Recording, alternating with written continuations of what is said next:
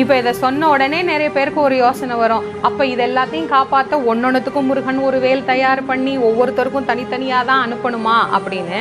நான் ஒரு உதாரணம் சொல்றேன். நாங்க முருகன் கிட்ட உள்ள முருகி எங்களுடைய கவலையை நாங்க சொல்லுகிறோம். இதுல என்ன தவறு இருக்குது? ஒரு தாய் எப்படி தன்னுடைய குழந்தையை பராமரிப்பாளோ அப்படி முருகன் எங்களை பராமரிக்கிறாருன்னு எங்களுக்கு நம்பிக்கை.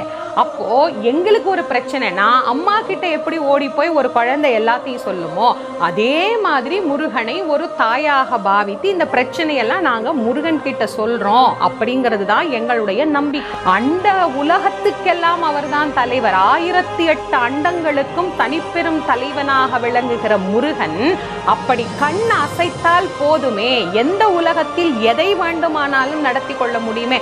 நாம வேற, கடவுள் வேற. நம்மோடு என்றைக்கும் கடவுளை நாம் ஒப்பிடவே முடியாது அப்படிங்கிறத கொஞ்சம் ஞாபகத்துல வச்சு. கனகவேல், வீரவேல், வெற்றிவேல் அப்படின்னு பல வேல்களை பத்தி சொல்லியிருக்கு.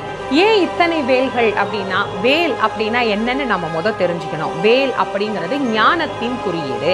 அந்த ஞானத்தை தான் முருகன் தன்னுடைய கையில் ஆயுதமாக, ஞான வேலாயுதமாக வச்சிருக்கிறார். ஆலயங்கள்ல எல்லாம் ஓவியம் வரைஞ்சிருக்கிறாங்களே, எதுக்கு? காவியம் படிக்காதவர்கள் ஓவியம் பார்த்தேனும் வரலாறு தெரிந்து கொள்ளட்டும். ஆன்மீகம் அப்படிங்கிறத மக்களிடத்திலே கொண்டு போய் சேர்க்க வேண்டும் அப்படிங்கிறதா என்னுடைய வேலை. என் கடன் பணி செய்து கிடப்ப